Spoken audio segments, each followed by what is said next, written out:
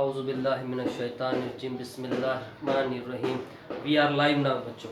بچوں ہم لوگ ابھی تک 1.5 پڑھ چکے تھے. یہ ہمارے پہلے چیپٹر کا 12ویں کے آخری پوائنٹ ہے 1.6 عقلیت کی اہمیت. عقلیت کی اہمیت. عقلیت ہے کیا بچوں؟ عقلیت سوچ سمجھ کر جو چیز ہوتی ہے، جو سوچ سمجھ کر فیصلے لیے جاتے ہیں، اسے ہم کیا کہتے ہیں بیٹا؟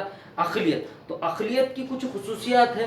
تو عقلیت تو آپ نے پڑھے ہوں گے، بچپن سے سنتے ہیں کہ عقل مند شخص وہ ہے جو ہوشیاری سے کام کرے، جو ہر چیز سمجھ بوجھ کر کرے، فیصلے صحیح لے، ہر کام فیوچر کا دیکھ کر، آگے کا فائدہ دیکھ کر، آگے کا لانگ ٹائم فائدہ دیکھ کر کرے. تو یہ چیزیں کس کو بولتے ہیں بیٹا؟ عقلیت کی اہمیت. اور ایک بات بچوں، آج سے میں آپ کو سمجھاؤں گا بھی اور بک سے پڑھا بھی دوں گا. تو پہلا پوائنٹ کیا بیٹا؟ عقلیت کی اہمیت. تو عقلیت کسے کہتے ہیں؟ سوچ سمجھ کر فیصلے لینا، آپ فیوچر کا دیکھ کر، مستقبل کا دیکھ کر فیصلے لینا. اسے کیا کہتے ہیں بیٹا؟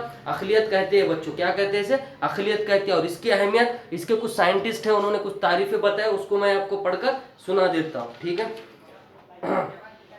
عقلیت کی اہمیت. ایک سائنس ہونے کے نفسیاتی ایسے قوانین کو قائم کرنے کی کوشش کرتی ہے جو کہ انسان طرز عمل پر حکمرانی کرتی ہے. اس وقت یہ حقیقت بھی قبول کرتی ہے کہ انسان طرز عمل متحرک اور پیچیدہ ہے، اور ہمارے کچھ برتاؤ عام طور پر دوسروں میں بھی ایک ہی وقت میں کچھ دیکھے جاتے ہیں.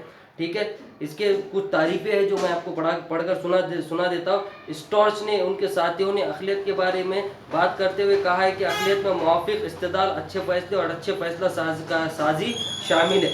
اسٹینبرگ نے اس کی تعریف اس طرح کی ہے کہ اسٹینبرگ اور اس کے ساتھیوں نے ذہانت کے بارے میں بات کرتے ہوئے کہا ہے کہ عملی ذہانت سے مراد فطری تربیت میں اس انداز سے انجام دینا ہے جو کسی مقصد کے مطابق ہو. اس کے بعد ڈاکٹر البرٹ ایس نے، جنہوں نے عقلی جذباتی برتاؤ کا طریقے صلاح کاری کی نفسیات کے شعبے میں مداخلت کا ایک مؤثر اور مقبول طریقہ پیش کیا جس میں عقلی زندگی کی قدر کی. انہوں نے یہ بھی کہا کہ عقلی لوگ نفسیاتی طور پر صحت مند رہتے ہیں. اور اس کے کچھ خصوصیات جو ہے تو بیٹا وہ نیچے دیے گئے ہیں، جو اب ہم لوگ ایک کے بعد ایک یہاں پہ ڈیل کریں گے. تو عقلیت کی کچھ خصوصیات پہ پہلے کیا بیٹا؟ ذاتی مفاد اور سماجی مفاد کو سمجھنا.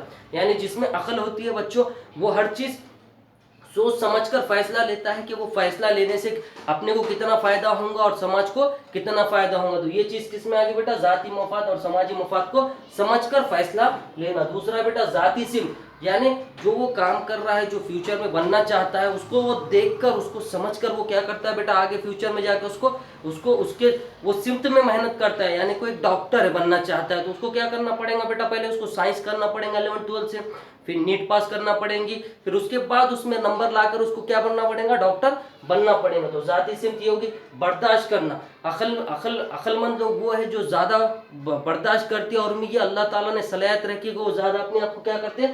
برداشت کرتے ہیں. چوتھا پوائنٹ ہے بیٹا لچک. ان میں لچک ہوتی ہے، مطلب ماحول کے حساب سے وہ خود کو کیا کرتے ہیں بیٹا؟ ڈھال دیتے ہیں. مثلا کہ اگر ہم پربھنی میں ہیں اور ہم اگر ممبئی میں جا کر رہے تو ہمیں وہاں پہ ڈھالنا ہوگا، اپنے آپ کو وہاں پہ اس ماحول میں ایڈجسٹ کرنا ہوگا. تو لچک. اور آخری بیٹا ذاتی قبولیت اور ذاتی ذمہ داری.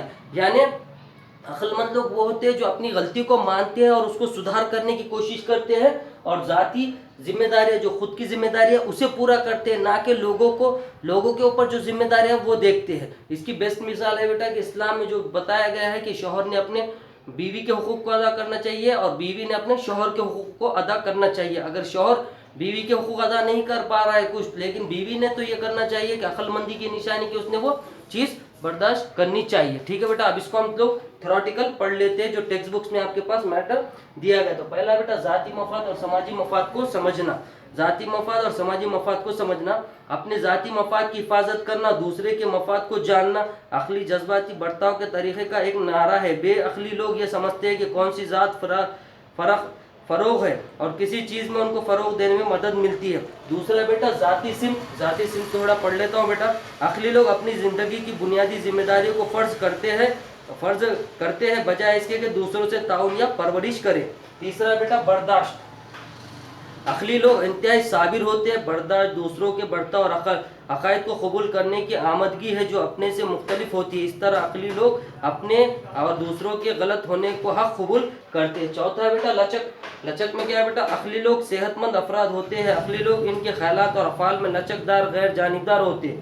پانچواں بیٹا ذاتی قبولیت اور ذاتی ذمہ داری. اس میں کیا بتایا گیا کہ وہ اپنے فیصلوں کو पूरा करते हैं, अपनी जिम्मेदारियों को पूरा करते हैं, ना कि लोगों की जिम्मेदारियों को पूरा करते हैं और अपनी गलती को मानते हैं। इसमें क्या बताया गया बेटा, अक्ली लोग अपने आप को रिटर्न करने या साबित करने के बजाय गैर मशरूत तौर पर अपने आप को कबूल करते हैं और अपने ख्यालात, अकाइद, जज्बात और बर्ताव को भी कबूल करने की जिम्मेदारी लेते हैं। डॉक्टर अल्बर्ट एक्स के मुताबिक अक्ली या तस्दीर ज़ाती फ़लसफ़े की हैसियत से फ़र्द को ज़िंदगी में बहुत सी कामयाबियों को हासिल करने और खुश रहने में मदद देती है। खुश रहने के लिए एक शख्स को लाजमी तौर पर अक्ली होना चाहिए। इस तस्वुर की वजाहत मंदरज़ैल टेबल की मदद से की गई है, जो आगे टेबल आपको दिया गया। अल्हम्दुलिल्लाह हमारा ये पहला चैप्टर कंप्लीट हो गया बेटा, और इसके नोट्स इंशाल्लाह आपको पीडीएफ फॉर्म में जल्दी आपके मेरे डिस्क्रिप्शन बॉक्स में आपको उसकी लिंक अवेलेबल हो जाएंगी इंशाल्लाह। इसके बाद हम दूसरा जो चैप्टर हम लोगों का इसके बाद शुरू हो जाए।